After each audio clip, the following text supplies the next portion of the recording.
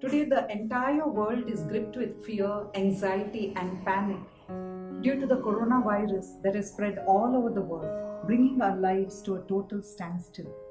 And the first line of defense would be to boost up our immunity levels, and this can be done through yoga. At Lee, I would like to bring to you one of the best breathing techniques, a Shatkarma practice called Kapalabati. We'll begin the demonstration now. You can sit in any meditative asana. It can be Vajrasana, Siddhasana, Sukhasana, or whichever. So now you can see the boy sitting in Sukhasana and the girl sitting in Vajrasana. Keeping the hands in Chin Mudra on your knees, relaxed. Keeping your spine nice and long.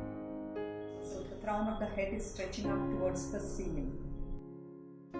In Kapalabati, the exhalations are active and the inhalations are passive.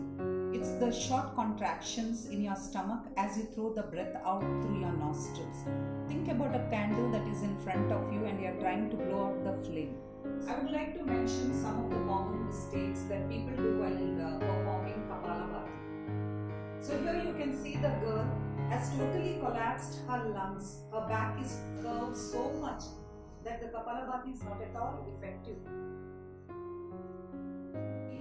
Next common mistake would be that heaving of the shoulders towards the ears and keeping the chin up towards the ceiling. And the next common mistake is contortions in the facial muscles, snorting also while doing this. Now we will demonstrate the right way of doing Kapalabhati. So as you can see, he's sitting nice and tall. From the base of his spine, he's stretching up towards the ceiling.